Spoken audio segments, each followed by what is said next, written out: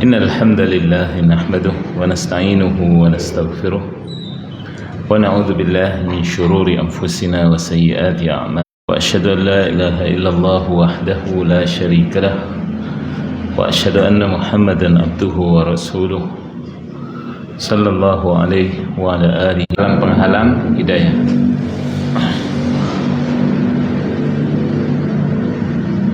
Dan sudah kita bahas yang pertama, yaitu teman. Ini penghalang hidayah yang pertama adalah teman. Ya. Kemudian sebenarnya ya, saya itu kemarin subhanallah sudah memaksakan diri untuk mencetak itu, biar kita setelahnya ada hasil gitu ya. Soalnya pas kepercetakan malah yang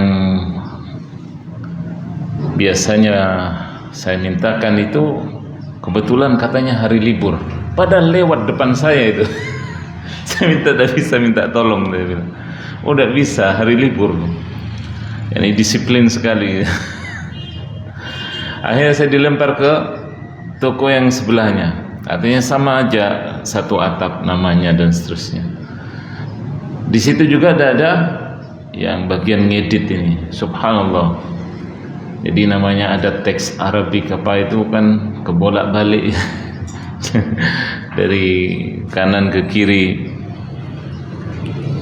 Walhasil sampai tidak bisa. Kapan bisanya? Subhanallah, bilangnya nanti jam 9. Jam 9 saya sudah selesai dari. Ala kulli hal, mudah-mudahan di pertemuan yang akan datang atau yang mungkin nanti pas saya lewat bisa, kalau memang ini dari yang berminat dengan bukunya gitu ya. Baik, jadi kita masuki sekarang yang kedua dari muawwiqat al-hidayah atau penghalang hidayah. Setelah teman itu yang pertama, maka berikutnya adalah asyahawat, yaitu syahwat. Dikenal di bahasa Indonesia itu dengan istilah syahwat ya. Itu dari kata bahasa Arab syahwah, jamaknya syahawat. Dan Allah Subhanahu wa ta'ala menetapkan dalam sifat dan jiwa manusia itu ada yang namanya syahwah. Kita bukan seperti malaikat. Kalau malaikat tidak memiliki syahwah. Mereka adalah makhluk yang Allah Ta'ala pilih, ciptakan dari cahaya yang Allah Ta'ala sifati la ya'sunallah ma amarahum wa yaf'aluna ma yu'marun. Mereka itu tidak pernah melanggar, membantah, tawar-menawar urusan perintah Allah Ta'ala. Apa yang diperintahkan mereka kerjakan ya. Itulah malaikat. Namun manusia ada sifat atau yang disebut dengan syahwat tadi, ya, difahami juga dengan bahasa Indonesia, yaitu hawa nafsu. Nah, kita selaku orang-orang yang beriman, insya Allah berbeda dengan mereka yang tidak beriman, apalagi kafir. Mereka memperturutkan yang namanya syahwat ini. Jadi sebenarnya manusia punya istilah komponen namanya syahwat. Mereka atau manusia cenderung kepada syahwat dan jauh dari taat. Makanya Allah Subhanahu wa ta'ala menjadikannya sumpah, ya, wa nafsi wa ma sawaha fa alhamaha fujuraha wa taqwaha. Dari sumpah-sumpah yang Allah Ta'ala sebutkan di surah Asy-Syams, Allah Ta'ala menyatakan demi jiwa dan bagaimana diciptakan, dijadikan. Kemudian Allah ilhamkan pada jiwa itu, subhanallah, yang pertama fujur, kefajiran, yakni dosa, perbuatan melanggar maksiat. Kemudian wa taqwaha, yaitu ketakwaan. Jadi ada kefajiran dan ketakwaan ini berperang terus dalam jiwa manusia. Tergantung kitanya, yang mana yang dominan. Atau kadang dari waktu yang ada, umur, ada yang dominannya mungkin kefajiran, nanti pas di akhir hayatnya muncul ketakwaan. Dan na'udzubillah kalau sebaliknya, pas apa? Sudah dari sejak dini agamis dan seterusnya, kemudian di akhir hayatnya atau di pertengahan, kemudian apa? Muncul yang namanya fujur ini. Dan na'udzubillah mengakhiri hidup dengan itu. Na'udzubillah. Jadi ma'asyiral muslimin rahimakumullah, Allah Azza wa Jalla setelah menyebut di surah Maryam tentang nabi-nabinya alaihimussalam, tentang nabi-nabinya, kisahnya Nabi siapa? Pertama Nabi Zakaria, kemudian Yahya, kemudian Sayyidah Maryam, kemudian disebutkan juga siapa? Tentang Nabi Ibrahim alaihissalam. Setelah Nabi Ibrahim, Nabi Musa, kemudian Nabi Ismail, kemudian Nabi Idris. Kemudian Allah Ta'ala menyebutkan ulaik, ya, mereka itu kata Allah, alladzina an'amallahu alaihim minan nabiyyin, yang diberi nikmat dari kalangan para nabi, ya. Kemudian Allah Ta'ala menyatakan dari mereka juga, dari anak cucu Adam alaihissalam, kemudian Nuh, kemudian dari keturunan Israel, yakni Nabi siapa? Ya'qub alaihissalam dan seterusnya. Kemudian mereka mengatakan apa ketika dibacakan ayat Allah? Kharru sujjada wa bukiya, disifati oleh Allah mereka tersungkur seraya menangis, seraya menangis. Kemudian Allah Ta'ala menyebutkan fa khalafa min ba'dihim khalfun adha'us salah wattaba'us syahawat fasawfa yalqawna ghayya. Setelah itu generasi para nabi tadi, orang-orang salih, kemudian muncul generasi apa? Yang memperturutkan nafsu syahwat. Ya. Kenapa kok bisa begitu? Yang diperturutkan nafsu syahwat karena mereka apa? Adha'us salah. Pertama, Allah Ta'ala sebutkan penyebabnya yang utama, meninggalkan salat. Makanya Allah Ta'ala menyebutkan salat ini apa? Tanha 'anil fahsya wal munkar. Namanya salat itu mencegah perbuatan keji. Ini urusan yang di bawah perut, ya, syahwat dan kemungkaran. Tapi ketika apa? Manusia, Allah Ta'ala sifati meninggalkan salat, menyia-nyiakan salat, salatnya ya salat tapi molor-molor misalnya, atau kadang salat kadang tidak, beralasan ini dan itu, sibuk dan semacamnya. Itu tabau syahwat, mereka memperturutkan syahwat. Allah Ta'ala sebutkan fasawfa yalqawna ghayya. Kelak di hari kiamat kami giring mereka, kata Allah, ke sebuah tempat namanya Ghayya. Ya. Apa Ghayya itu disebutkan dalam tafsir, misalnya Imam Ibnu Katsir rahimahullah menyebutkan Ghayya ini wadin min bawadi jahannam. Itu diantara lembah yang ada di Jahannam. Ada lembah khusus mereka yang tidak salat, mereka yang memperturutkan syahwat. Jadi itu dikhususkan tempatnya, na'udzubillah. Jadi mereka adalah generasi yang mengaku beriman, menjadi pengikut para nabi, namun perbuatan mereka menyelisih apa yang mereka katakan. Oh, saya ikut nabi, ikut para rasul. Ketika ditanya salat enggak, wah itu wallahul musta'an. Jadi gini, ini saya sebut nanti dikira pencemaran nama baik. Saya pernah di salah satu kampus besar di Malang, kebetulan membina mahasiswa baru. Saya tanya, dari satu kelas itu berkisar 60 orang, satu kelas.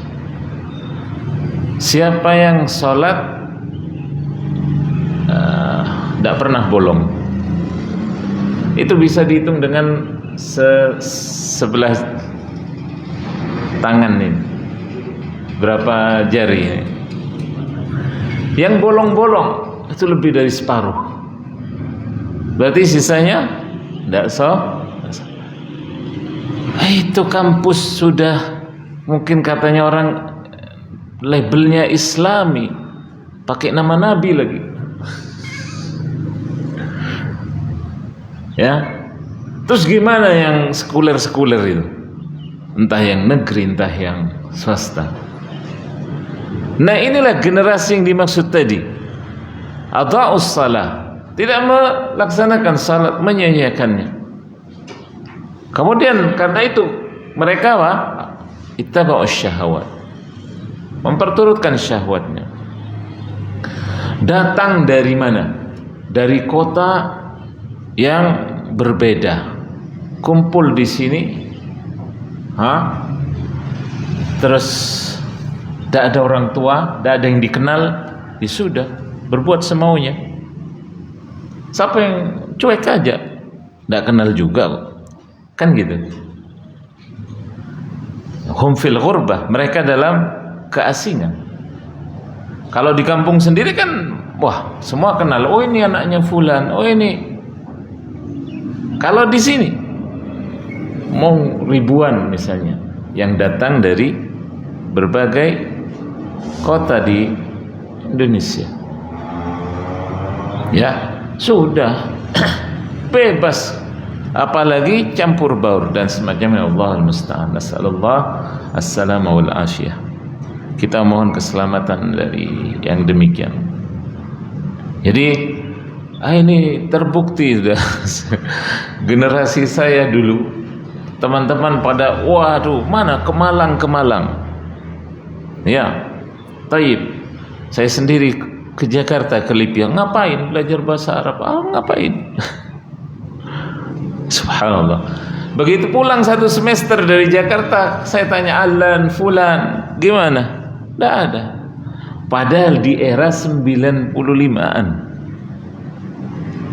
Dari mereka ada yang karena pacaran dan semacamnya tidak lanjut kuliahnya. Ada yang kasus ini, kasus itu. Belum ada HP di zaman itu. Gimana di zaman sekarang? Masing-masing siapa yang dituju bisa chattingan dan seterusnya, janjian. Wallahul musta'an. Ini urusan asyahwat. Jadi ma'asyiral muslimin rahimakumullah, perkara ini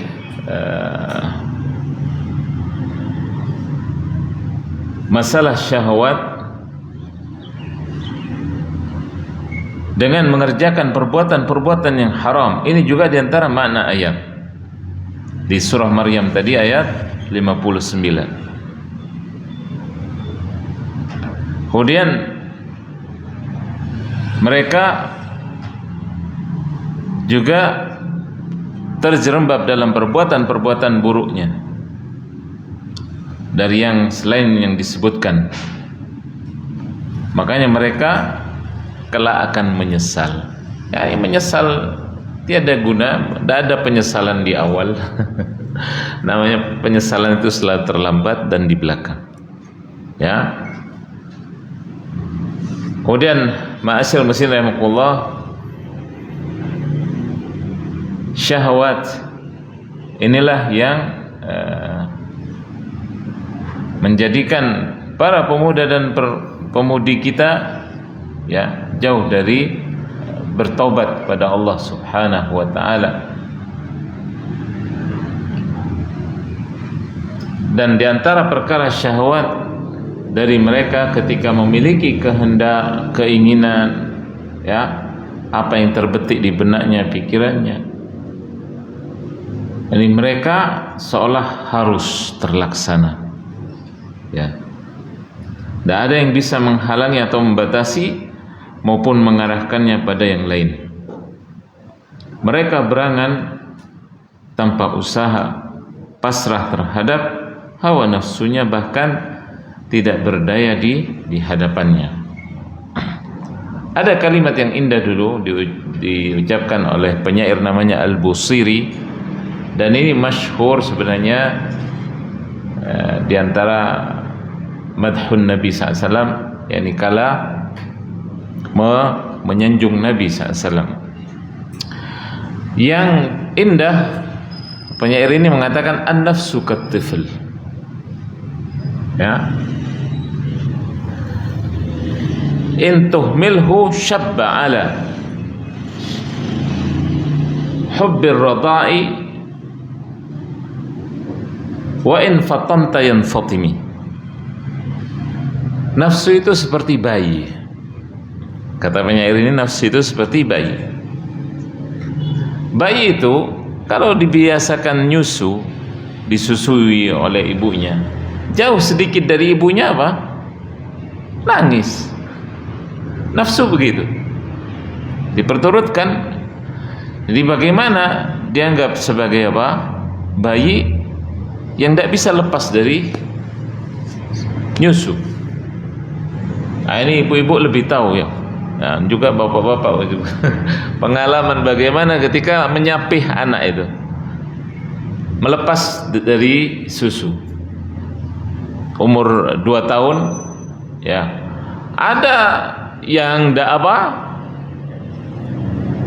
ndak dipedot istilahnya. Anak itu sampai umur berapa dia masuk TK masih, subhanallah, ya. Karena itu nafsu begitu. Sudah mau masuk TK ini, akhirnya ndak bisa sampai dipasangi dot ya, ketika pakai dot. Itulah nafsu. Ya, kalau ibu-ibu kuno di zaman dulu biasanya kasih apa? Sampai dikasih apa itu namanya? Kunyit ya. Iya, pokoknya biar kelihatan. Ini ada apa ini? Nanti anaknya baru tidak mau gitu ya. Begitulah nafsu, menyapih nafsu ini seperti menyapih bayi. Itu kata penyair tadi. Ya. Melepasnya tidak mudah. Karena itu tadi. Gimana orang sudah terbiasa begitu? Ada memang orang tuanya kasihan mau ngelepas gitu ya, yang tidak bisa. Tapi subhanallah, dari mana kesehatan juga sudah ada vitaminnya atau apa kalau sudah lewat 2 tahun. Karena Allah Ta'ala menyatakan apa? Wal walidatu yurdi'na auladahunna haulaini kamilain liman arada an yutimma ar-radha'ah. Ibu-ibu itu menyusui anaknya kalau mau sempurna susuannya 2 tahun. Ya, 2 tahun. Dan ini dari makna tadi, bagaimana nafsu itu seperti bayi. Kemudian ma'asyiral muslimin rahimakumullah, dari sini pelajaran juga bagaimana tergantungnya anak tadi sebagaimana dibiasakan orang tuanya. Dia akan tumbuh sesuai dengan yang diinginkan oleh pendidiknya. Ya. Namun begitu juga bagaimana dikendalikan oleh seseorang nafsu itu, ya, maka akan menunjukkan orangnya berakal sehat atau tidak. Namun ketika dibiarkan, maka nafsu itu akan mencelakakan. Jadi ma'asyiral muslimin rahimakumullah, ketika ada seorang yang ingin bertaubat, bagaimana nafsu itu akan menghalangi dia dari pertaubatannya. Tadi sebagaimana dibiasakan oleh orang tua. Ini kalau ibu membiasakan anaknya dari masalah menyapih. Demikian sang ayah perannya mendidik anak itu, makanya sampai pepatah Arab mengatakan wa yansha'u nashi'ul fityani minna ala ma kana awaduhu abuhu. Dan akan menjadi menjadi kebiasaan salah seorang dari kita sebagaimana dibiasakan ayahnya dari kecil. Ayahnya bagaimana membiasakan, ya, dia akan, seorang anak akan mengambil agama itu dari dua orang tuanya dan sekitarnya, dari kerabatnya, karena kerabat biasanya saling kunjungan juga memberikan dampak. Ini bagaimana nanti mereka cocok-cocokan, banding-bandingan gitu ya, saling membandingkan. Oh, kalau orang tuaku begini, kalau orang tuanya dia begini. Kemudian ma'asyiral muslimin rahimakumullah, di dalam Al-Quran Allah subhanahu wa ta'ala berfirman, ya ayyuhalladzina amanu la tattabi'u khutuwatis syaitan innash syaitana kana lakum aduwwun mubin. Dalam ayat yang lain, wa may yattabi' khutuwatis syaitan fa innahu ya'muru bil fahsya'i wal munkar. Wahai orang yang beriman, jangan kalian ikuti langkah-langkah syaitan, jejak langkah syaitan. Siapa yang mengikuti langkah-langkah syaitan, maka setan itu akan menyuruh kalian berbuat keji dan mungkar. Ini di surah An-Nur ayat 21. Kemudian pelajaran dari ayat ini diantaranya, jadi setan memiliki banyak cara dalam menggoda manusia, tidak hanya satu cara, tapi berbagai cara. Kalau lewat jalur A misalnya tidak diikuti oleh manusia, maka dia akan pakai jalur B, ya. Jika tidak bisa lewat kanan, dia akan lewat kiri. Setan menggoda manusia. Tidak bisa dari kanan kiri, maka lewat dari bagian bawah dan atas. Seperti yang Allah Ta'ala sebutkan tentang janji iblis itu, mendatangi manusia dari segala penjuru. Jadi setan akan selalu berusaha dan tidak akan pernah menyerah atau putus asa, ya. Karena itulah janji dia kepada Allah untuk menyeret teman sebanyak-banyaknya ke dalam neraka untuk menemani dia. Itulah mengapa sejak awal dia meminta tempo pada Allah Ta'ala sampai hari kiamat agar dibiarkan, yakni dipanjangkan umurnya. Saat ini kita melihat seolah masyarakat yakni semakin agamis, namun di sisi yang lain kehormatan banyak yang direnggut. Nah, padahal aurat sudah ditutup, bahkan rapat sekali.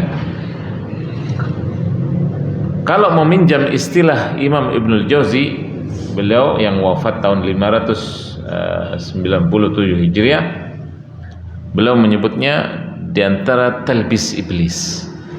Talbis iblis, ini penyelundupan iblis bagaimana menggoda manusia. Ya. Jadi dalam riwayat begini. Ini menunjukkan apa? Subhanallah. Pelajaran yang luar biasa. Disebutkan oleh Imam Ibnul Jauzi dalam kitab tadi, bahwa suatu ketika Nabi SAW i'tikaf, ya, i'tikaf di masjid beliau SAW, dan Aisyah terkadang mengunjungi Nabi SAW, dan suatu ketika, ini apa? Sofia datang mengunjungi Nabi Sallallahu Alaihi Wasallam. Di zaman itu kan belum ada istilahnya lampu seperti zaman sekarang yang terang benderang, siang maupun malam seperti sama aja gitu ya. Tapi di zaman itu, nah, istri-istri Nabi SAW ini menutup sempurna, ya. Kemudian dari para sahabat, ketika Sofia sudah pamit kepada Nabi SAW, ada yang membuntuti. Siapa? Membuntuti Sofia. Nabi SAW menegur dua sahabat ini yang apa?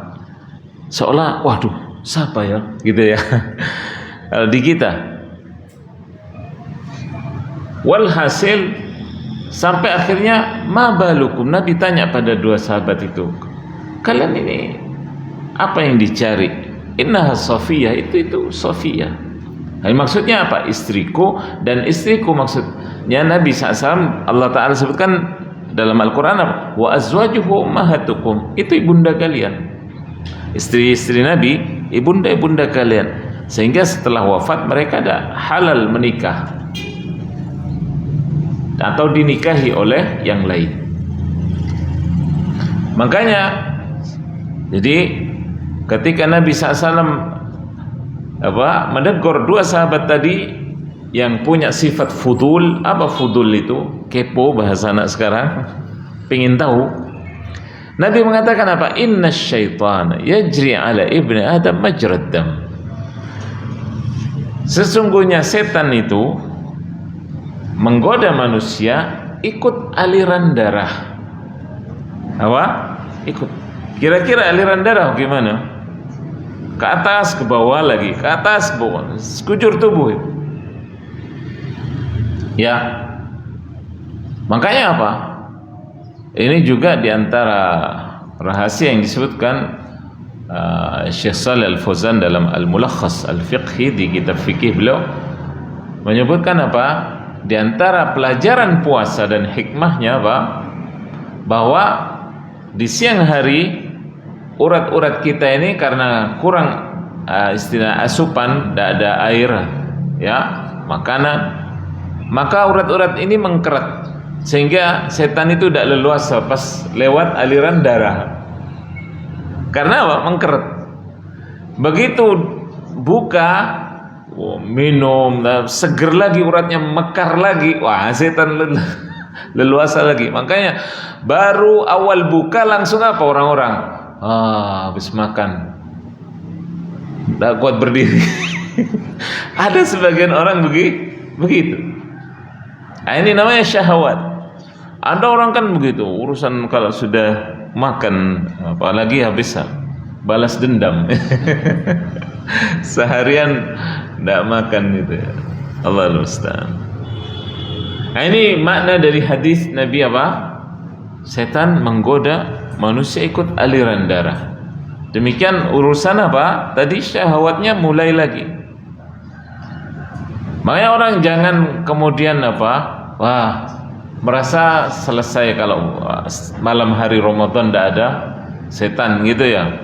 Nah, itu datang lagi pas langsung habis buka ya. Leluasa lagi ya. Nah, ma'asyiral muslimin rahimakumullah, dari sini pelajarannya di zaman Nabi yang seperti itu, keimanan para sahabat yang sedemikian tinggi ya, keteguhan mereka, namun ada saja celah setan dalam menggoda. Bagaimana lagi di zaman kita yang terkadang memang dipertontonkan lewat video dan berbagai sarana media sosial. Ini di zaman kita urusan syahwat ini. Bagaimana tadi kejadiannya apa? Sepulang dari masjid, ya, gelap dan bajunya juga hitam, tidak kelihatan. Gimana lagi di zaman sekarang? Warna-warni, ya. Kemudian sampai dengan zaman kita, wallahul musta'an, dulu di antara pergeseran ini ya. Dulu ibu-ibu kita kalau sudah ke masjid mukenanya warna apa? Putih semua, kayak kafan ya. Kayak kafan, mengingatkan akan mati. Lu sekarang ada hijau, biru, coklat. Hah? Pink, yang pink ya. Kan perempuan biasa suka warna apa itu? Feminim itu kan biasanya. Ya subhanallah. Ini mau ke masjid apa mau ke gedung saya pikir. Mau ke pesta resepsi apa gitu ya. La haula wala quwata illa billah. Ya, lain halnya kalau di rumahnya. Ya, bebas. Lah ini mau ke masjid ini. La haula wala quwata illa billah. Pergeseran di sini.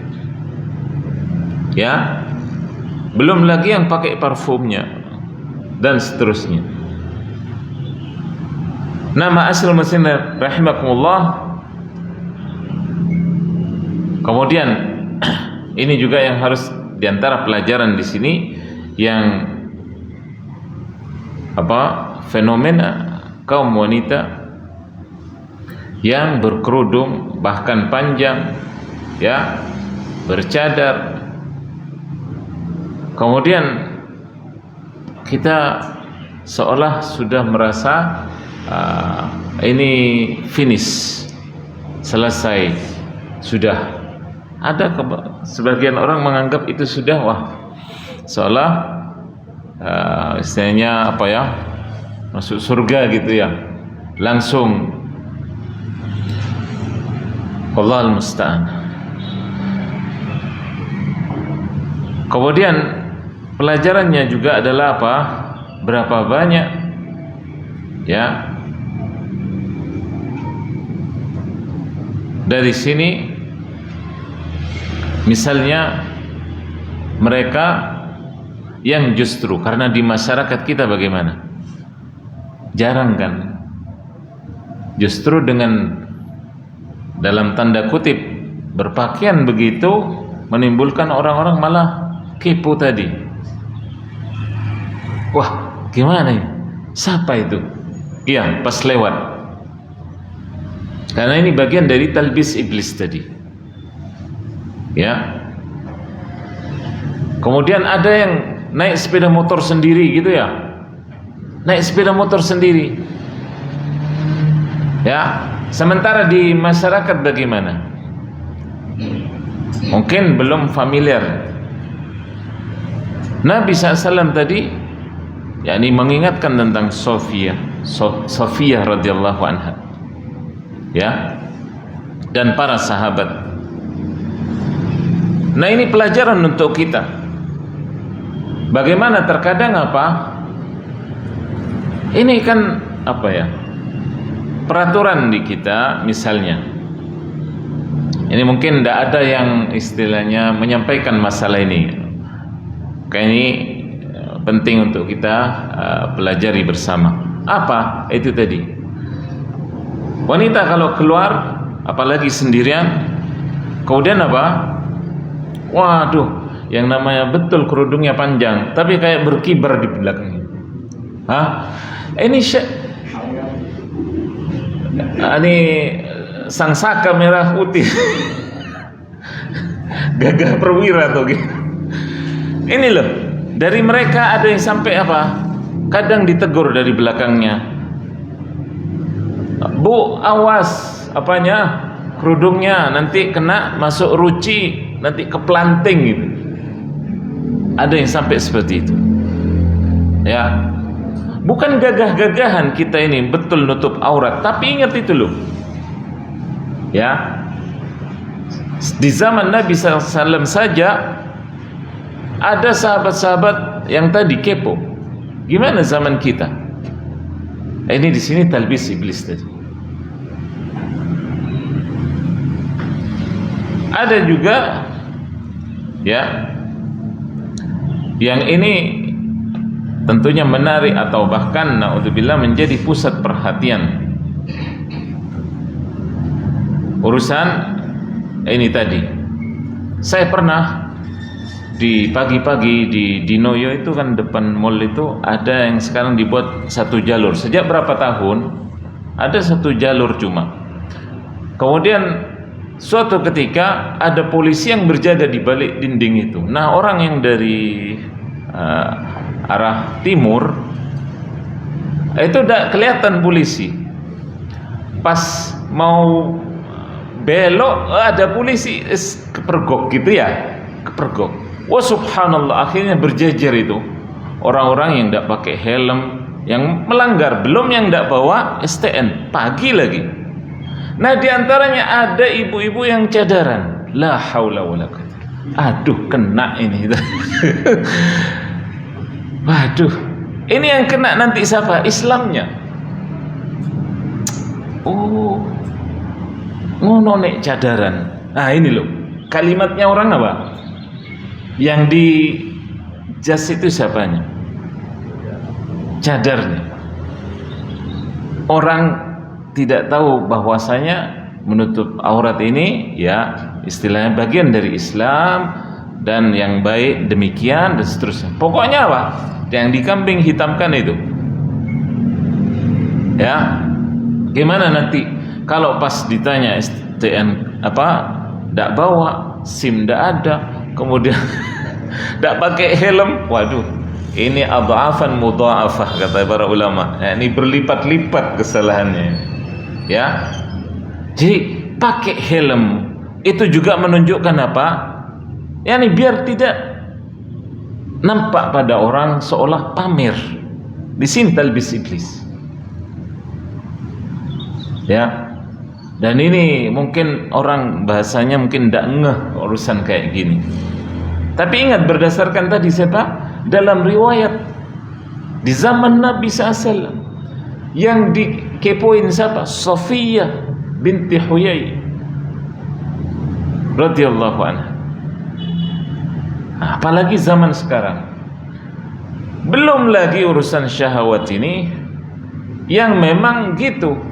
Naruh HP terus apa cadaran tapi apa di IG-nya itu entah pamer joget-joget lah, apa bajunya lah yang ditonjolkan dan semacamnya. Ini semua subhanallah. Kita kalau buka ini sampai pun para ulama khutaba ya di Timur Tengah khususnya yang di Mekkah dan sekitarnya bukan begitu ibadah live apa itu tawaf nanti dapat like yang nonton sekian ribu ya. Apa ndak habis hasanat atau kebaikannya? Ya. Jadi ma'asyiral muslimin rahimakumullah, jangan kita ibaratnya apa? Semau kita menganggap itu sudah terbaik.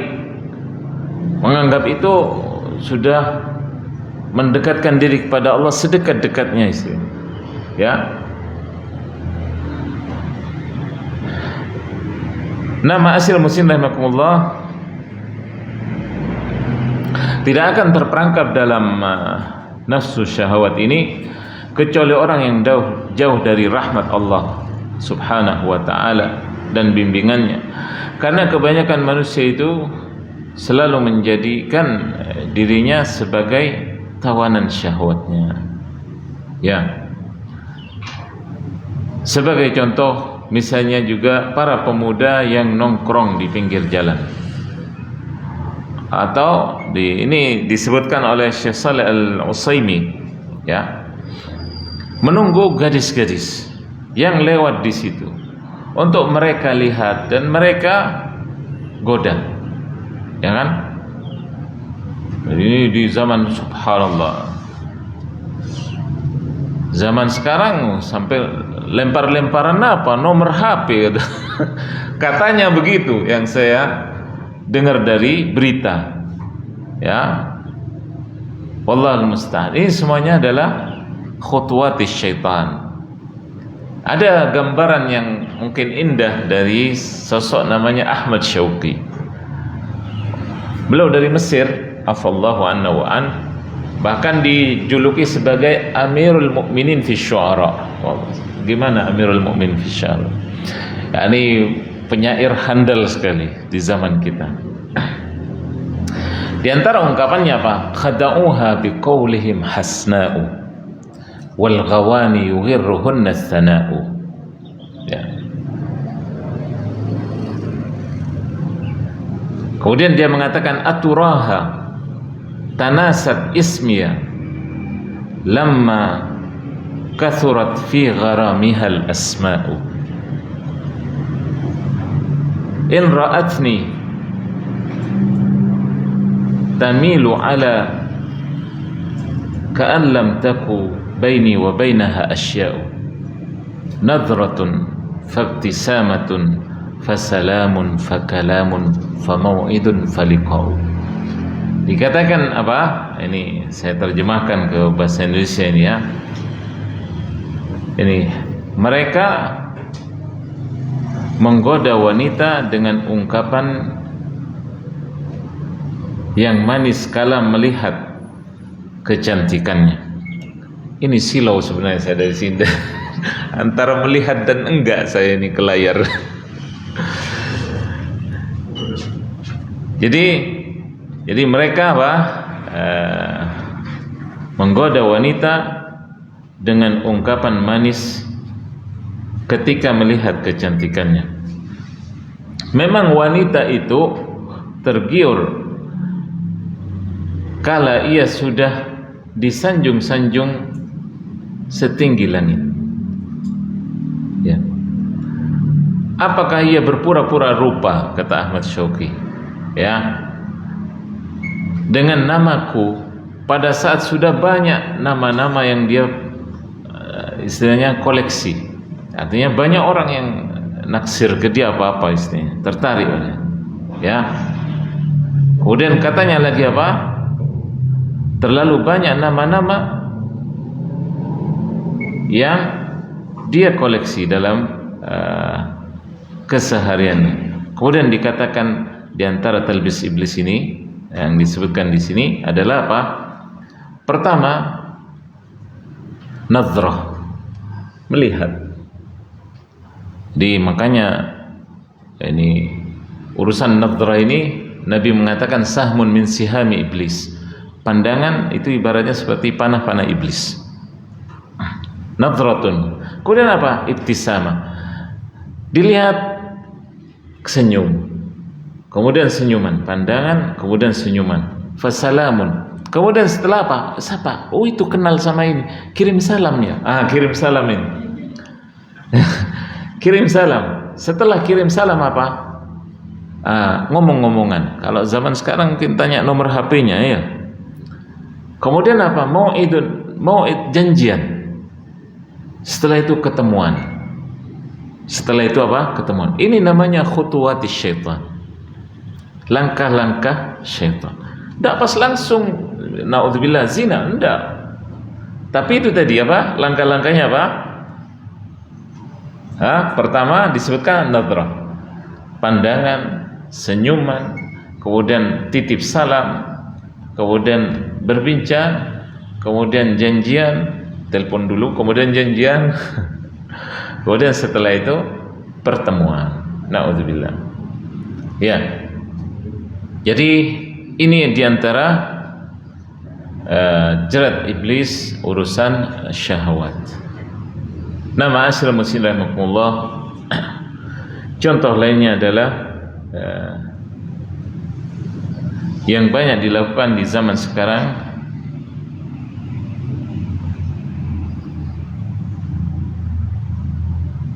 disebutkan di sini, yaitu berkenaan dengan apa?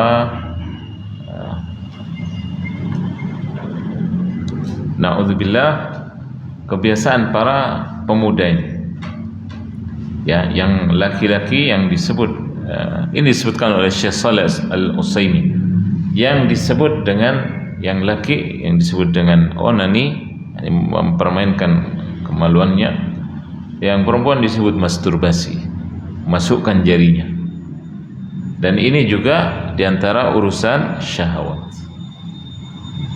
ya. Sehingga para ulama mengistilahkan yang laki-laki itu dengan nikah dengan tangan, ya. Dan ini para ulama menghukum hal ini yakni haram, seperti Syekh Ibnu Utsaimin rahimahullah dan yang lain. Karena apa? Ini diantara jerat setan dan iblis, urusan syahwat.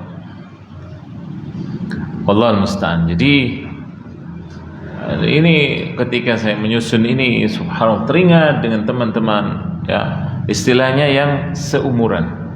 Ada yang dulu subhanallah urusan perturukan syahwat ini nungguin apa tadi di jalan gitu ya, di jembatan, terus urusan ini subhanallah, itu dari mereka ada yang sampai sekarang belum nikah, berarti mau 50 umurnya. Kalau dulu kayaknya waduh, ini fulan paling setahun mentok sudah nikah sudah, ternyata sampai umur 40-an. Saya tanya, belum dengar dia menikah dan seterusnya. Ini karena ini tadi, dengan apa Allah Ta'ala menghukum dia karena memperturutkan syahwatnya. Sebenarnya dalam syariat Allah, dalam agama Islam ini, yakni ada jalurnya, yakni dengan apa? Menikah. Tapi dia memilih cara hayawani, cara seperti binatang. Na'udzubillah. Jadi ma'asyiral muslimin rahimakumullah, ketika begini permasalahannya, terus apa? Kapan seseorang akan bertobat? Ya, kalau sepanjang hidupnya tadi memperturutkan syahwatnya, tidak ada terlintas dalam benaknya akan apa? Mendekatkan diri pada Allah, taubat. Yang ada apa? Angan-angan, masih muda, puas-puasin katanya. Nanti kalau sudah tua mau tobat. La haula wala quwwata. Siapa yang menjamin umur manusia kan sampai tua? Ya. Kan banyak di masyarakat itu kalimat apa? Mumpung muda gitu ya. Mumpung muda. Makanya ma'asyiral muslimin rahimakumullah, dari sini kita mengambil pelajaran. Allah Ta'ala berfirman, afalam yasiru fil ardi fatakunu lahum qulubu ya'qiluna biha aw adhanun yasma'una biha fa innaha la ta'mal absar walakin ta'mal qulubul lati fis sudur. Di surah Al-Hajj ayat 46 Allah Ta'ala menyatakan, tidaklah manusia mengadakan perjalanan di permukaan bumi ini sehingga mereka memiliki yang namanya apa? Hati. Dengan hati itu ya'qiluna biha, yakni menjadi hatinya itu mudah tergugah, hatinya itu peka, sehingga akalnya main. Yang digugah oleh Allah adalah hati. Kalau sudah hatinya tergugah, manusia ini akalnya akan terbuka. Atau dengan cara panca indera, yaitu kupingnya, dibuat mendengar ayat-ayat Allah Subhanahu, hadis Rasulnya SAW. Bagaimana para sahabat, para ulama berkata, ketika ini digunakan maka bermanfaat insyaallah. Tapi Allah Ta'ala mengancam, kalau hatinya tertutup, karena ibaratnya hati itu ibaratnya seperti mata, melihat juga bisa mendengar. Kalau hatinya tidak berfungsi, Allah Ta'ala menyatakan bukan mata yang di luar ini yang tidak bisa melihat, tapi mata hatinya yang ada di dalam dada, yang dibuat buta. Fa innaha la ta'mal absar walakin ta'mal qulubul lati fis sudur. Jadi hatinya yang ada, mata hati ini di dalam, itulah yang tertutup sehingga tidak bisa melihat kebenaran atau mendengarkannya. Kemudian ma'asyiral muslimin rahimakumullah, di antara solusi mungkin dalam masalah ini, bahwasanya hendaknya kita banyak membaca buku-buku yang mengajarkan misalnya tentang kesopanan, akhlak, yang dikarang oleh para ulama rahimahumullah, yang di atas manhaj yang sahih dari meniru kaum salafus salih, yang mereka menulis tulisannya demikian juga dengan istilahnya zaman sekarang, kaset atau video, yang tujuannya adalah memberikan nasihat kepada umat. Yarhamkallah. Yang demikian akan bermanfaat ketika kita menyimaknya. Kalau zaman dahulu, subhanallah, ketika kami masih istilahnya kuliah dulu, awal ini mau habis itu semesteran, sudah selesai, mau selesai imtihan ulangan itu, saya sampai beli kaset kosong segini dulu ke Glodok di pusat perbelanjaan di Jakarta. Kaset kosong satu ini wadah gini, dus istilahnya. Itu pergi ke lab, kemudian minta kepada pegawainya tolong rekamkan semua yang ada muatnya ini, dari ceramah-ceramah ataupun pelajaran.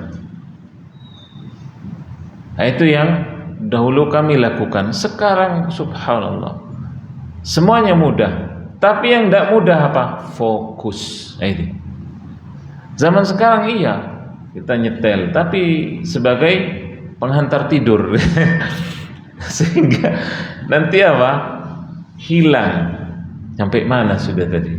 Ini itu saja permasalahan di zaman kita sekarang ini. Jadi ma'asyiral muslimin rahimakumullah, yang demikian tadi tentang mengambil faedah. Karena keimanan itu zaman sekarang itu seperti HP, kalau tidak dicas drop, habis baterainya. Itulah keimanan kita, seperti HP, kalau tidak dicas sudah. Dengan tetap berhati-hati di zaman sekarang, karena media dan sarana yang ada memiliki fungsi ganda. Ibaratnya pisau bermata dua. Kalau digunakan pisau itu untuk memasak, motong bawang, kemudian juga buah-buahan dan yang lain, itu bisa. Tapi juga pisau ini, naudzubillah, kalau digunakan yang negatif, maka bisa juga untuk membunuh. Berapa banyak kita mendengar kabar menggunakan pisau dapur, gitu Jadi sama, media sekarang apa? Yang ada semuanya. Subhanallah, banyak sekali. Namun apa? Masalahnya masalah fokus. Ceramah yang 1 jam dipotong 3-5 menit. Setelah itu disebar. Orang yang faham. Kalau salah faham, ya, menyimpulkan salah. Nah, itulah masalah kita di zaman sekarang ini. Yang sebenarnya itu semua dalam rangka apa? Teguran untuk kita, khususnya berkenaan dengan syahwat tadi. Kemudian ma'asyiral muslimin rahimakumullah, zaman sekarang seseorang misalnya dengan laptopnya nonton, bahkan dengan HP-nya bisa bahkan lebih ringan dibawa kemana-mana. Jangan menyendiri. Ini urusan syahwat, khususnya yang kita perhatikan anak-anak kita, ya, yang sendirian. Karena apa? Ini bukan 1-2 kali. Begitu masuk ke kantor, dari anak-anak, subhanallah, dengan laptopnya langsung itu layarnya berubah. Ketika apa? Mengetahui misalnya ada ustadznya atau ada yang lebih tua dari dia, yang mungkin dia merasa itu tontonan yang dia tonton tidak layak, tapi kok cepatnya tangan itu loh, langsung ngeklik, klek, selesai. Dia buka 2 tab gitu ya. Allahul musta'an. Jadi ma'asyiral muslimin rahimakumullah, hendaknya kita orang tua ya mendampingi atau apa? Menegur. Nonton apa? Apa sekarang ini? Karena dalam hadis Nabi SAW menyatakan asy-syaitanu ma'al wahid wa huwa minal itsnaini ab'ad. Setan itu bersama 1 orang yang menyendiri. Setan itu bersama apa? Orang yang menyendiri. Tapi kalau ada 2 orang, setan itu agak menjauh. Berarti semakin banyak, setannya akan semakin jauh. Karena orang sendiri minimal apa? Ngelamun. Dari melamun itu akhirnya apa? Urusan syahwat bisa datang, urusan bisikan ini dan itu, yang na'udzubillah kalau bisikannya itu adalah jelek. Itu yang ditakutkan, itu yang dikhawatirkan. Makanya orang tua dahulu biasanya bila melihat anaknya sendirian, ditanya, itu pertanda teguran. Ya, artinya jangan melamun, dan berkumpullah dengan yang lain. Ya. Dan berapa banyak orang kala menyendirian, dia terbesit di benaknya untuk berbuat jelek, na'udzubillah, lalu dia mewujudkannya. Ya, niatnya sudah jelek, kemudian akhirnya apa? Dia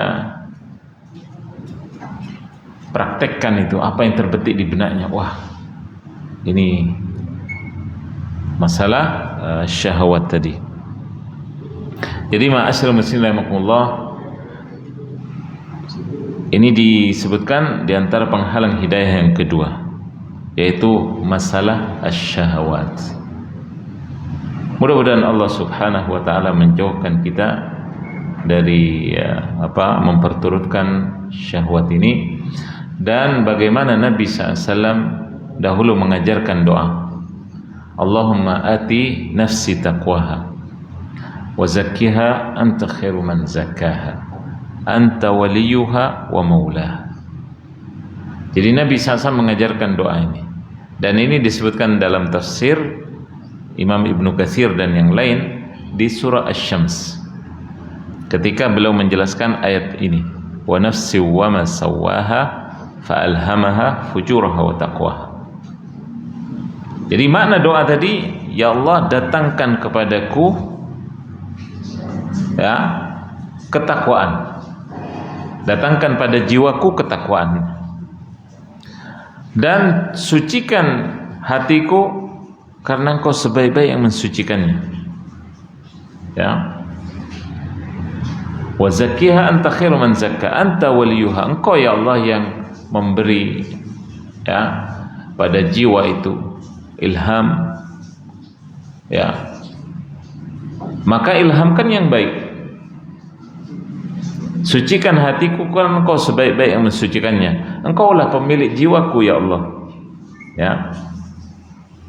Dan kepada engkau juga nanti jiwa ini akan kembali, nyawa ini akan kembali.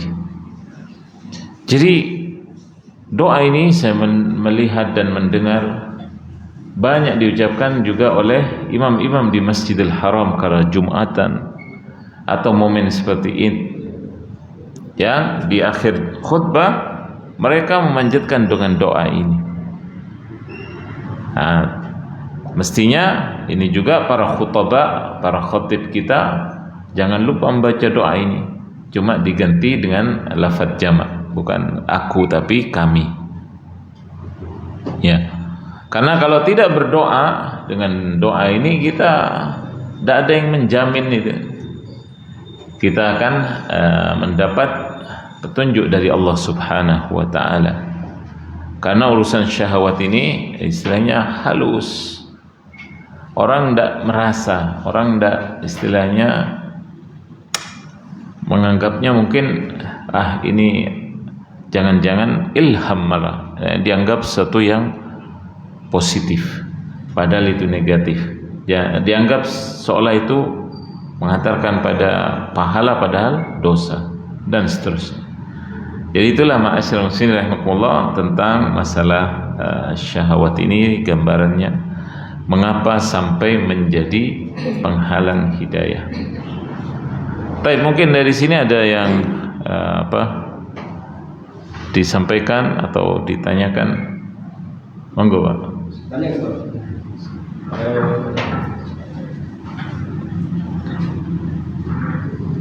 Ini datangnya terakhir, tanya duluan ya.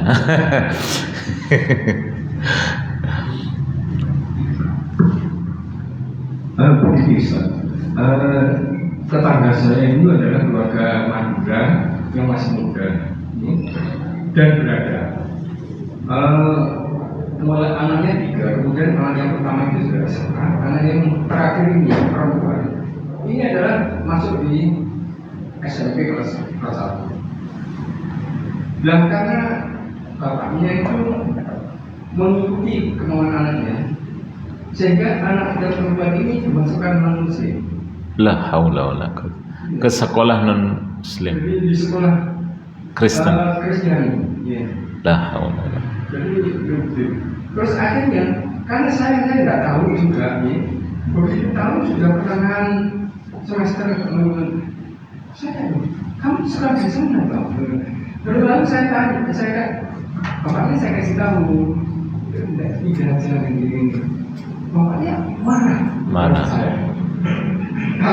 Sampai sekarang itu nggak ada siapa. Karena begitu. Nah ini apakah saya itu masuk grup yang berdosa itu? Baik, terima kasih Ustaz. Bismillahirrahmanirrahim.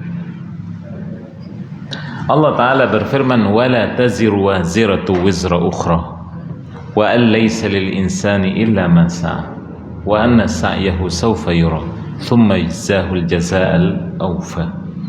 Di surah An-Najm Allah Ta'ala menyebutkan, tidaklah suatu jiwa menanggung dosa jiwa yang lain. Tidak ada orang menanggung dosa orang lain. Ya, dalam Islam masing-masing bertanggung jawab dengan dirinya. Cuma yang jenengan sudah perbuat baik, negur, mengingatkan, ya. Tapi kita di zaman sekarang yang kalau ada begitu itu melanggar privasi katanya. Iya kan? Padahal ya kita selaku umat Islam tegur sapa itu namanya tawassaw bil haq, tawassaw bis sabr. Ingat mengingatkan dalam apa? Menggapai kebenaran. Ingat mengingatkan dalam menetapi kesabaran. Nah, itu.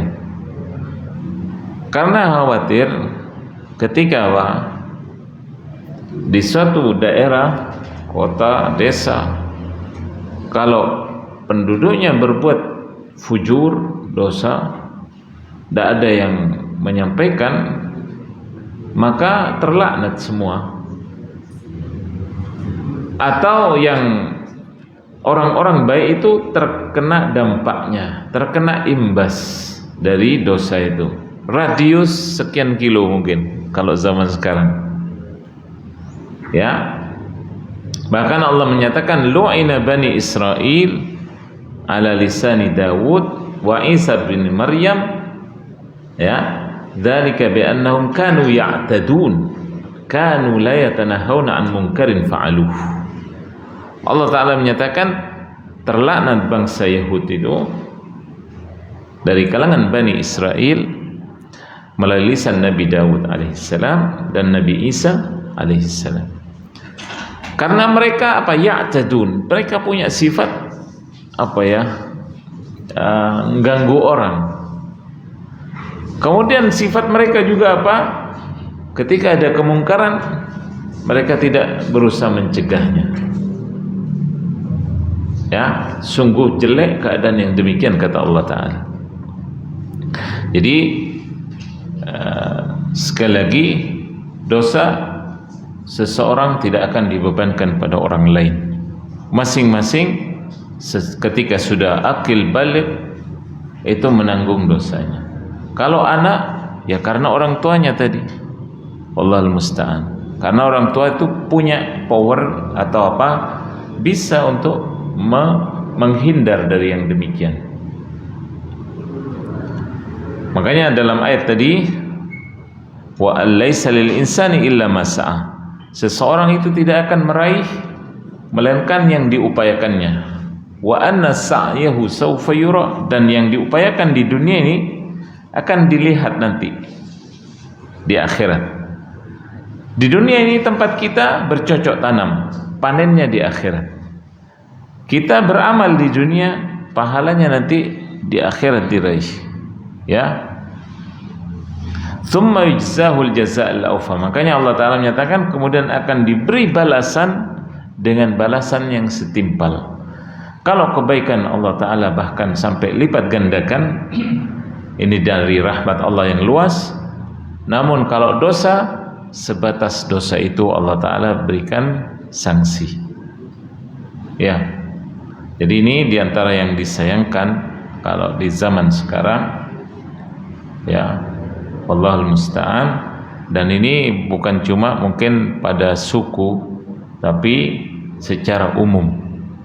Ya, orang sekarang memang dijauhkan dari agama, wallahul musta'an.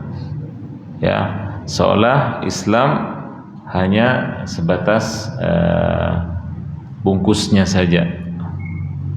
Bungkusnya saja, wallahul musta'an. Pasti ada mungkin kepentingan, bahkan dari pihak mereka biasanya juga mengiming-imingi. Ada orang yang tidak mampu, akhirnya di sekolah di sini saja saya yang nanggung. Maka ini juga diantara mungkin amanah, beban terhadap apa, pendidikan Islam, yang lembaga-lembaga yang ada. Kenapa kok ini malah dari kaum muslimin lari ke sebelah? Gitu ya. Kenapa masalahnya? Waduh, sekarang malah yang Islami itu mahal-mahal, kan gitu ya, bikin orang tidak kuat. Ini diantara sebabnya. Nah, ini juga harus dilihat, ini ditanya sama Allah pada hari kiamat.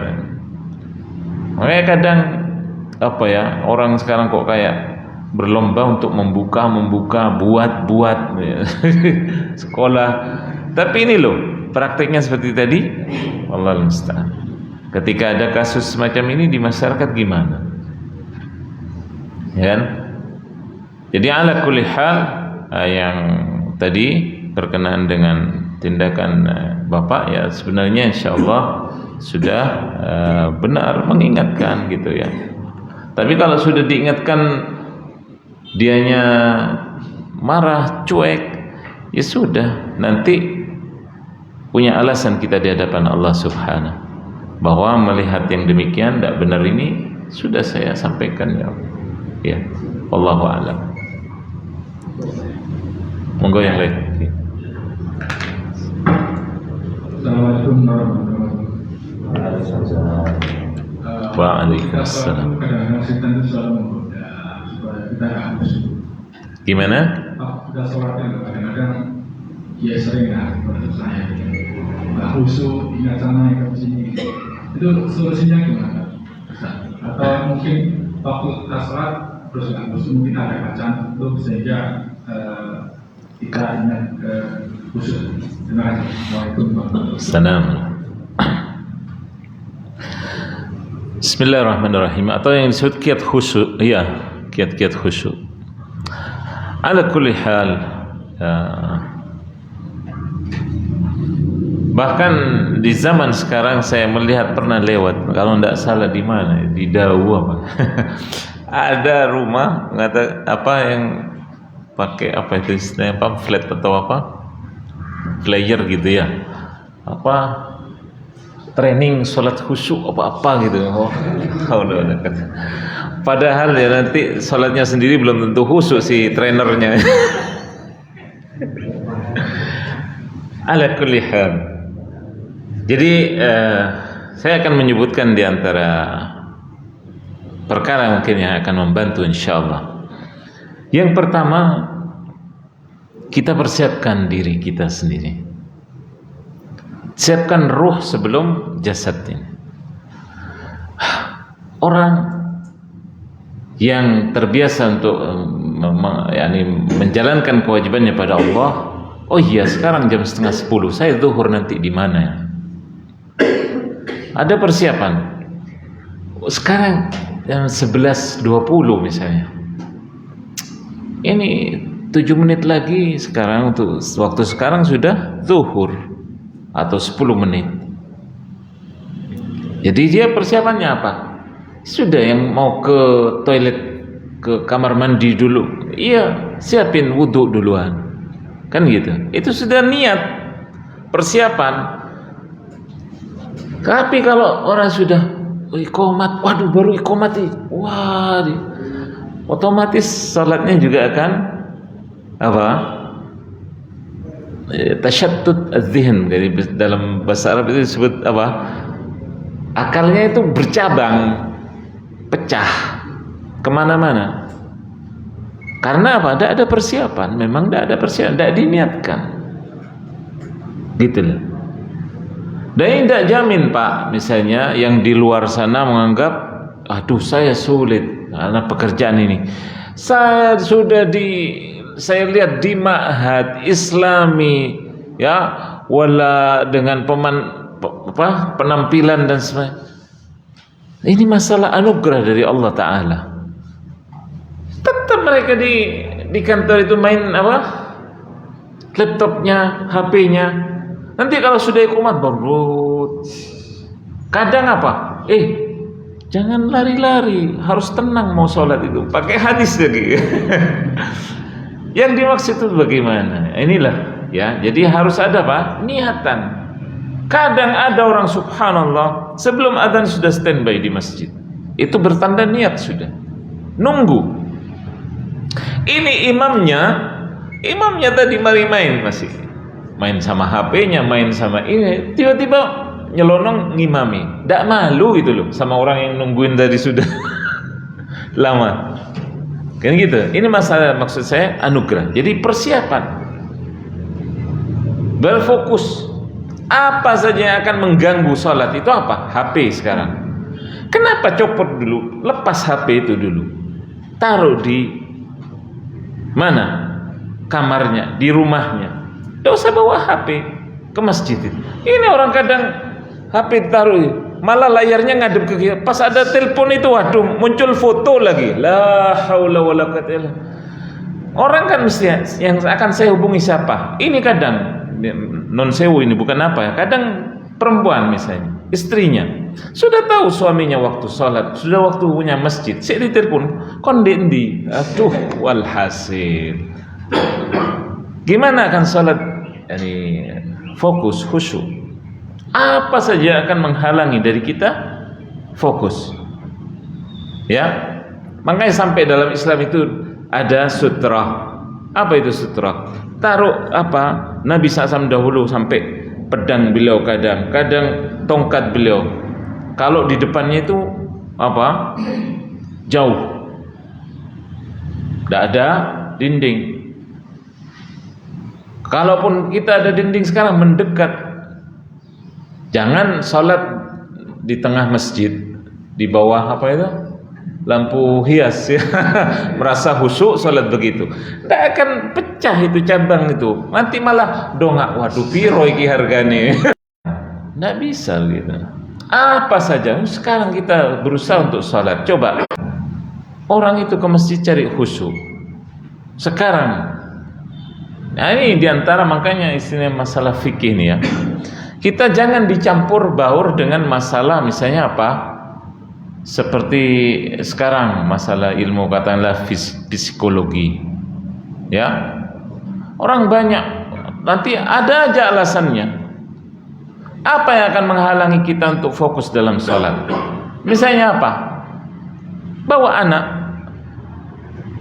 anak belum tahu apa-apa, umur 2 tahun, 3 tahun, ditaruh betul di sampingnya.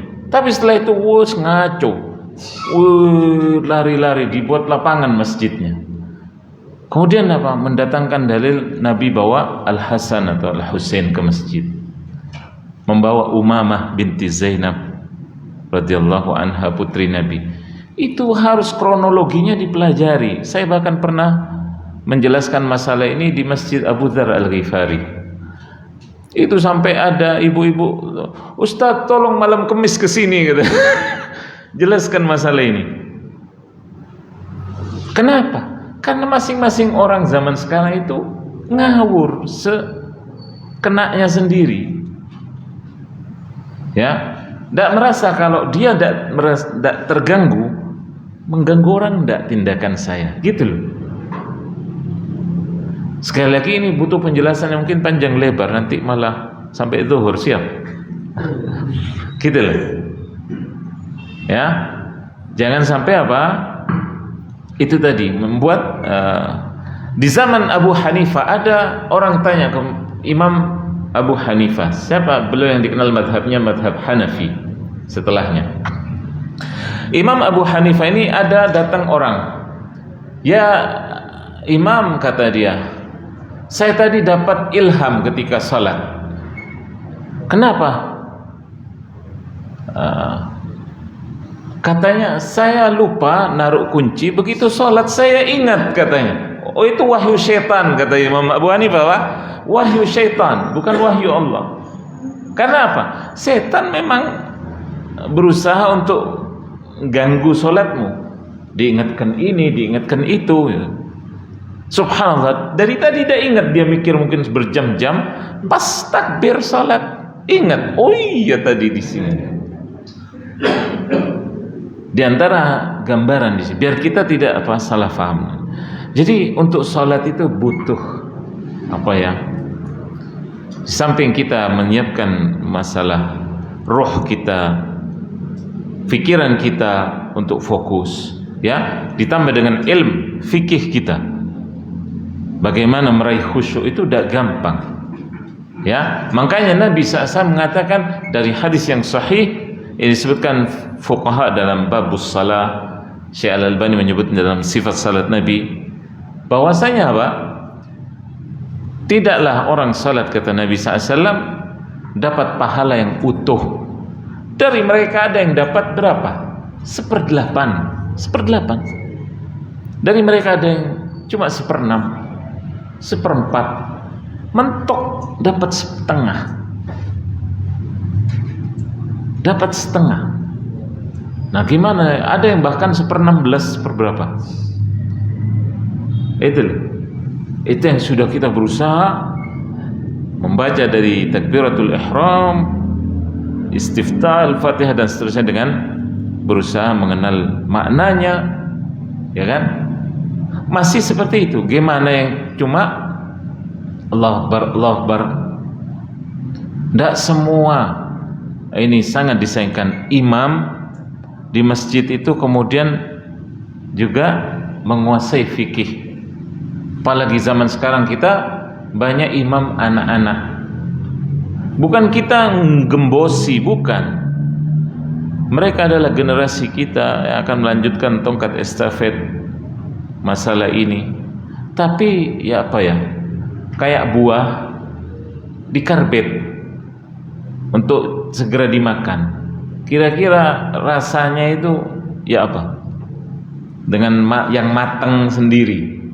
Apalagi masak pohon istilahnya, iya. Gimana? Gitu loh. Waduh, saya berapa kali di dekat rumah masjid itu saya pegang sampai anaknya, ya fulan, ittaqillah. Hei, kau takutlah sama Allah. Di belakangmu itu ustadz-ustadzmu dulu yang ya, kau ngimami. Seenaknya, ini sudah lulusan Madinah, iya. Kurang apa? Nek masih bujang mungkin pikirannya kemana? Sudah punya anak. Kok bisa salat itu Allahu Akbar, Allahu Akbar, Allahu Akbar? Gimana? Ya, kita akhirnya waduh, ini kalau iklannya di luar kan di atas sunnah ke hafiz ke apalah bahasanya. Itulah. Jadi alaikum anfusakum la yadurrukum man dhalla idza tadaitum. Perhatikan diri kita. Ya, kita tidak bisa salat wajib dengan khusyuk menurut standar kita. Minimal apa? Ya sudah, karena memang kita diperintahkan ke masjid. Makanya Nabi SAW mengatakan apa? Al-imam dhamin wal muadzin mu'taman. Imam itu adalah penjamin. Apa penjamin? Kualitas. Kita salat di belakang siapa? Kita salat di belakang siapa? Imamnya benar, dia mendapat kebaikan dirinya dan kebaikan makmum di belakangnya. Semakin banyak kebaikan dia. Tapi na'udzubillah, kalau imamnya jelek, dia menanggung dosanya dia sendiri dan dosa di belakangnya dia. Berapa orang? Ini seorang muadzin mu'taman harus amanah, waktunya yang tepat.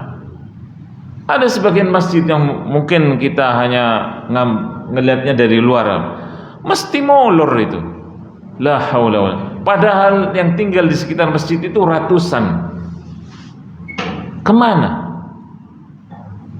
Ya, kemana? Apalagi yang namanya waktu ini berjalan, tidak pernah berhenti, jarum jam ini.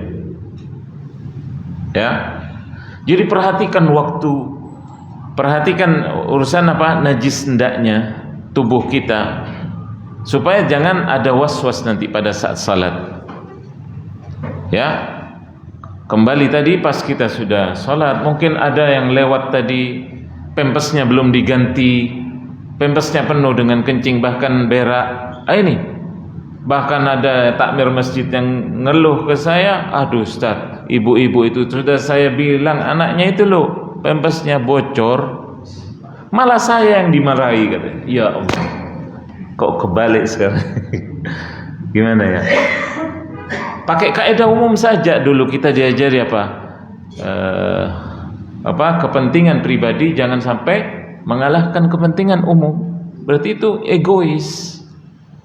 Ya, kita mau mendidik, iya mendidik, cuma di rumahnya terserah.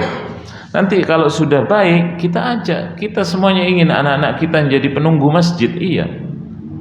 Tapi kalau saya belum tahu hukum, waduh, wallahi saya punya tetangga anaknya banyak, sangat disayangkan. Itu Pak, ada pancoran jeding, kan pipis apa itu segala. Itu dibuat gini, wudu.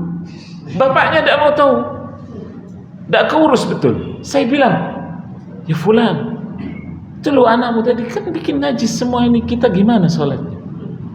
Di masjid itu anunya apa? Karpet-karpetnya. La haula wala quwwata illa billah. Gimana kita terus tahu keadaan kita kayak gitu? Kita sholat mau tenang, otomatis apa? Pikiran kita bercabang. Kita sudah menyampaikan, tapi ya ini masalah hidayah. Wallahul musta'an. Ya, jadi banyak dari sebenarnya bisa dikatakan problem, bisa dikatakan apa? Kendala untuk apa? Kita salat khusyuk. Termasuk juga dalam salat itu kita bervariasi dalam tanda kutip bervariasinya itu dia di atas petunjuk Nabi, sunnah beliau. Orang yang sholat misalnya, sekarang sholat zuhur, takbir, Allahumma ba'id baini wa baina khataaya. Kemudian nanti sholat sunnahnya, wajjahtu wajhiya lilladzi fataras samawati wal ard. Gonta-ganti bacaan. Itu semuanya ada riwayatnya. Makanya Nabi SAW sampai khusus sholat tahajud beliau baca doa lain. Allahumma rabba Jibril wa Mikail wa Israfil fatirus samawati wal ard, dan seterusnya, baru baca alhamdulillahirabbil alamin dan seterusnya. Nah, itu membuat orang tidak jenuh salatnya, semangat terus karena ada baru. Demikian bacaan juga. Allahu Akbar, baca apa? Tadi saya pas salat sunnah baca At-Takatsur, Alhaakumut Takatsur sama Al-Humazah. Nanti bacaan ba'diyahnya apa ya? Yang lain lah. Alam Nashrah sama Wattin Wazzaitun. Ini enggak, di masjid juga sama saya sampaikan ketika saya mengajar fikih. Kemana akal kalian? Ini maghrib baca wasyamsi waduhaha, isya baca wasyamsi waduhaha lagi saya. Hanya beda orang. Hanya apa? Beda orang. Kapan kita akan sholat khusyuk? Sementara kita merasa itu monoton aja, ya sudah. Sampai bisa ditandai kalau imamnya fulan, ya sudah wadduha ini. Kapan kita akan khusyuk? Ya, kalau yang demikian ini tidak kita perhatikan. Ya, perhatikan kebersihan diri, kebersihan tempat sujud, tempat salat kita, dan seterusnya. Ini diantara apa? Istilahnya komponen yang akan membantu kita salat khusyuk.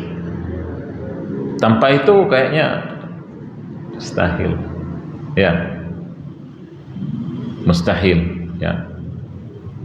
Jadi banyak mungkin yang saya sebutkan bisa mewakili. Selebihnya wallahu taala alam. Dalam pertengahan itu kadang tingkat itu sendiri apa ada bacaan tertentu apa subhanallah astagfirullah. Dalam membaca apa? Waktu kita sholat terus ingat itu tidak ini, apakah bisa kita baca subhanallah astagfirullah? Ya. Jadi kalimat subhanallah itu untuk teguran makmum kepada imam. Teguran makmum kepada imam. Kalau salat sendirian, ya sudah dia diam mengingat-ingat sendiri. Apa ya, sampai mana tadi baca ayatnya misalnya. Kalau belum ingat, dia baca dari sebelumnya. Misalnya ayat yang lupa, dia baca ayat sebelumnya, barangkali nanti dibuat ingat setelahnya. Ya. Hatta zurtumul maqabir, apa ya? Sebelumnya berarti ulang lagi alhaakumut takatsur hatta zurtumul maqabir. Begitu, ya. Jangan apa? Istighfar iya, kita selalu istighfar, tapi momen ketika kita baca ayat kemudian diselai istighfar, kayak ini nyelundupkan ayat ini. Nyelundupkan istighfar ke dalam ayat. Gitu loh. Bukan ayat, ingat pekerjaan. Lah ya. Hatta baca apa? Misalnya subhana rabbil a'la, subhana rabbil azim. Pada saat itu kemudian ingat, berapa kali sudah. Kalau yang ditekankan satu kali, kemudian kalau 2-3 kali itu sunnah, itulah. Kalau berapa kali saya lupa, ya sudah. Yang jelas sudah selesai, sudah. Kemudian yang paling penting Pak, jangan selalu turuti bisikan. Itu namanya waswas. Ya, waswas itu dari syaitan. Makanya Allah sifati alladzi waswisu fi sudurin nas. Setan itu selalu mau waswaskan ke jiwa orang, ke dadanya. Saya dulu punya teman, kalau sudah mau wudu itu, belum zamannya banyak keran sekarang kan, ada bak itu ya, bak mandi. Itu kadang orang kan menganggapnya, kalau di fikih Syafi'iyah itu biasanya dianggap itu 2 kullah lebih. Dan 2 kullah itu boleh dipakai berkali-kali. Itu teman saya kalau pas mau wudu, dia tiup angin air itu di bak. Saya bilang, ya fulan, kenapa kok kau tiup? Dia bilang apa? tahu ada yang nyuruh tadi. Ada yang itu namanya was-was. Kalau tidak pernah diperangi, terus keterusan itu sepanjang hidupnya akan disiksa oleh setan dengan bisikan. Ya, sepanjang hidupnya akan seperti itu. Waliyadzubillah. Jadi ini bagian supaya kita saya mau memotong supaya setan tidak menggoda terus dari was-was. Demikian Allah a'lam. Salam. Pertanyaan Ustaz, terkait dengan penjelasan Ustaz tadi itu, bagaimana kita bisa mengetahui tertolaknya suatu hidayah? Apanya? Tertolaknya hidayah. Ciri-cirinya dan seterusnya. Terus yang kedua, apakah hidayah itu hanya dikenakan kepada personal atau mungkin ke komunitas? Karena seringkali katakanlah di suatu kampung ada masjid di situ, kemudian ketika sudah datang sholat itu makmum itu sudah banyak di situ, yang ada yang pandai untuk menjadi imam, tetapi juga ada yang tidak pandai. Tetapi karena menunggu imam yang belum datang, akhirnya saya menurut belum dapat hidayah untuk menjadi imam. Apakah itu juga termasuk belum dapat hidayah? Karena makmumnya sudah banyak, ada yang bisa imam, tapi menunggu imam yang belum datang. Kira-kira demikian. Terima kasih. Assalamualaikum warahmatullahi wabarakatuh. Assalamualaikum. Bismillahirrahmanirrahim. Ini pertanyaannya ada berapa ya? Yang terakhir tadi Pak, yang masalah imam yang telat itu ya. Makanya tadi saya bilang apa? Dari hadis Nabi SAW, imam itu harus apa? Menjadi penjamin mutu kualitas dari sholat makmumnya. Tapi kalau yang lebih tepat, bukan imamnya belum dapat hidayah, imamnya belum mendapat ketakwaan. Belum mendapat ketakwaan. Kalau hidayah alhamdulillah sudah, dia sholat muslim, tapi belum mendapat takwa. Takwa ini di atasnya. Kenapa? Karena masalah takwa ini juga menjadi problem tersendiri, Bapak. Seorang mungkin pinter. Saya banyak mendapati misalnya teman, mungkin ulangan gitu ya. Ketika ulangan tafsir kayak ulangan hadis bagus. Tapi pas waktu salat dia selalu molor, entah ketiduran bahkan nanti gitu loh. Makanya kata, kalau pinjam istilahnya Imam Ibnu Taimiyah, utu zakaan walam utu zakaan. Mereka dikasih kecerdasan tapi tidak dikasih ketakwaan oleh Allah Subhanahu. Cerdas ada tapi takwa tidak ada. Nah, itu memang kalau zaman sekarang akhirnya jadi liberal, jadi mereka yang istilah secara knowledge baik, istilah pengetahuan, tapi soal ketakwaan tidak ada, tidak dikasih oleh Allah. Ya, makanya itu doa Nabi tadi ya, ati nafsi takwa, datangkan pada jiwaku ya Allah ketakwaannya. Di sini diisi oleh takwa itu tadi. Ya. Jadi bagaimanapun kalau itu masih muda, ya butuh bimbingan. Yang tua, siapa orang tuanya digugah, biar langsung menasihati, menegur anaknya. Ya.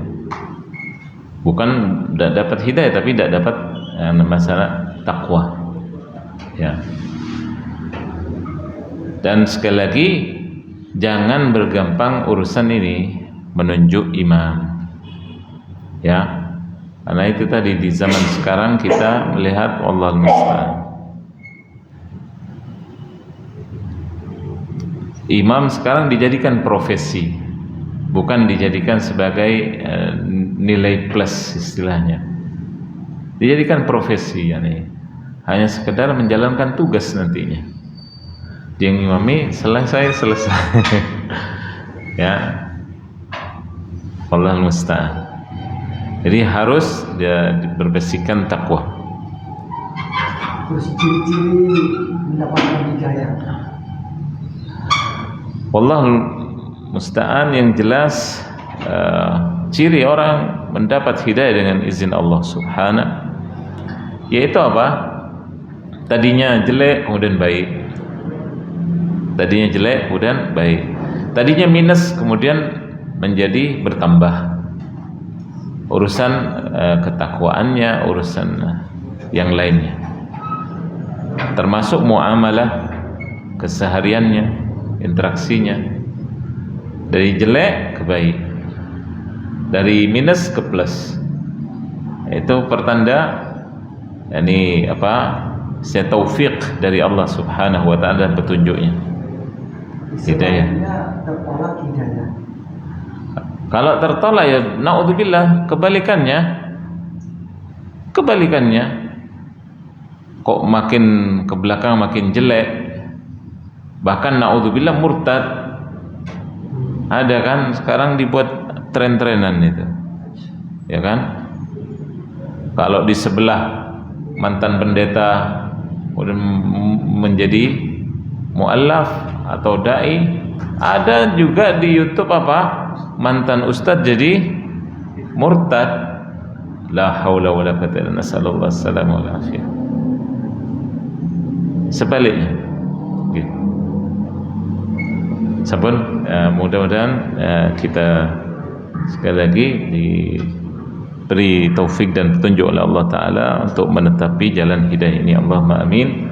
Wa sallallahu ala nabiyina Muhammad wa ala alihi wa sahbihi wasallam. Kita akhiri subhanakallahumma bihamdik, asyhadu an la ilaha illa anta, astaghfiruka wa atubu ilaik. Assalamualaikum warahmatullahi wabarakatuh.